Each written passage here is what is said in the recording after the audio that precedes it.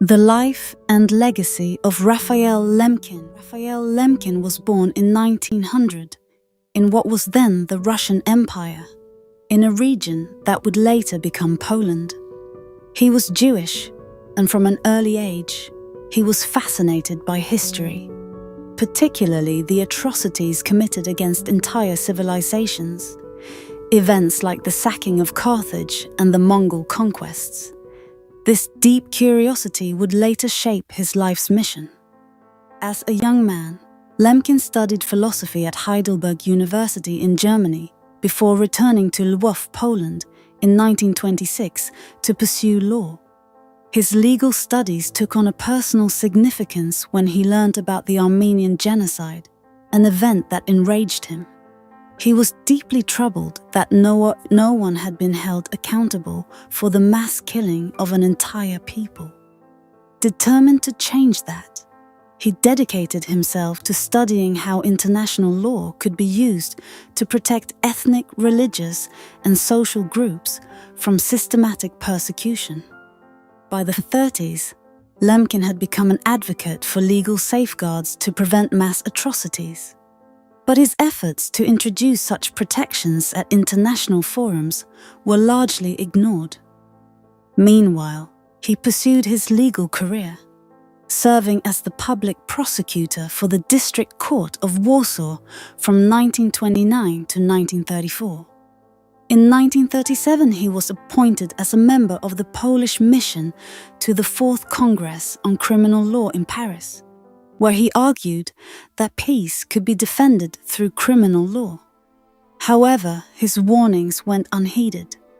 Then, history took a dark turn. When Nazi Germany invaded Poland in 1939, Lemkin was forced to flee, escaping to Sweden and later making his way to the United States in 1941. The war took an immense personal toll. He lost 49 relatives in the Holocaust. Yet, even amid his grief, he remained steadfast in his mission. Lemkin became a professor at Duke University and later moved to Washington, D.C., where he joined a team of American legal experts preparing for the Nuremberg trials. It was during these proceedings that he succeeded in introducing a new word to describe the crime he had spent years studying: genocide, a term he derived from the Greek word genos, meaning race or tribe, and the Latin cide, meaning killing. Thanks to his efforts, the term was included in the indictment against Nazi leaders. But for Lemkin, the Nuremberg trials were only a partial victory. He felt they failed to fully acknowledge the Jewish identity of the victims.